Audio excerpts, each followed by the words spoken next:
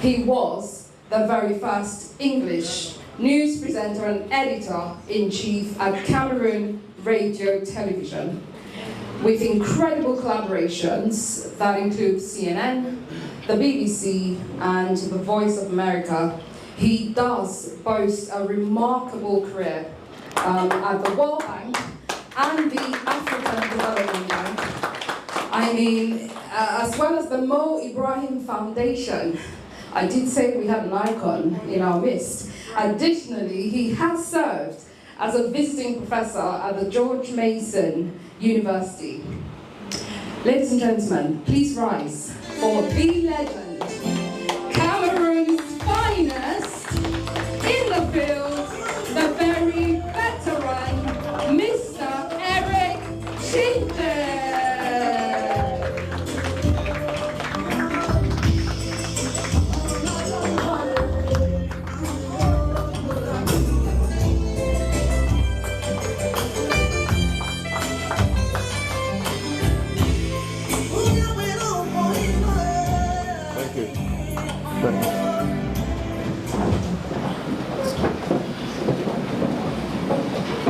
Am I supposed to wear these? No, that's really nice.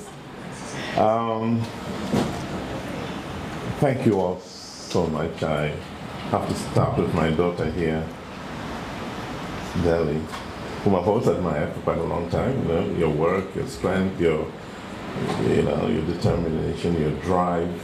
I've always, you don't see a lot of women, young women, with that kind of drive. I mean, a few young men every once in a while.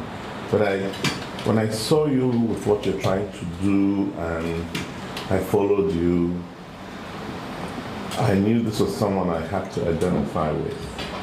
Like every young Cameroonian, every young African that I see with the same kind of love for country and continent, with the same kind of determination to make a difference, to make the lives of others different.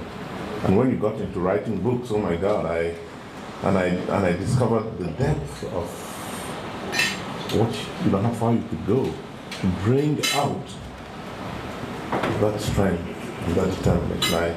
I obviously, I became your I'm one of your biggest fans, right? You know that. Come on, yeah, I am. Thanks, Daddy, please. Thank you. This moment reminds me of something, similar moment 40 years ago. 40, some people were not born at the time. Maybe many in this room were not. But 40 years ago, I woke up one morning in Bamenda. For those who know Bamenda, not everybody does, in Cameroon. That's where Cameroon television started. And I woke up that morning. It was March 20th, 1985. And I was going to go down to where we had a makeshift studio. If we had what Delhi has here today, and I know we're going to see that. But we had a makeshift studio in a building that was half complete, next to the stadium in Bamenda, and we had just found enough space to put our equipment to launch what would become Cameroon Television. And that morning, I left the house, dressed up, tie and all, my suit, and I told my dad, when I was about just before I left the house, I said, look at me. The two things I'll ask you. One, pray for me. I mean this. We're going to change Cameroon. We're going to make history today. So be sure your son is ready for the moment. So give me the second thing, please give me your blessings. And my father essentially said, look, you go, God is with you, you will do the right thing, Cameroon will recognize what you do, and the country will be better for it, he said. I'm about to tell you the same thing, my darling. You go, you do it, Cameroon, Africa, and the world will be better for what you did. So that's my blessing to you. You will do it. Yeah. And it's been 40 years since you've seen. I wish I could say the beautiful story, but it's not. So we will avoid all the mistakes CRTV made. We will avoid them. And I can say this with the measure of certainty because I spent most of the last month working with some 40 journalists in Cameroon, trying to get them. I don't know if any of you have seen my letter to the journalists, but if you haven't, go on the web, find it.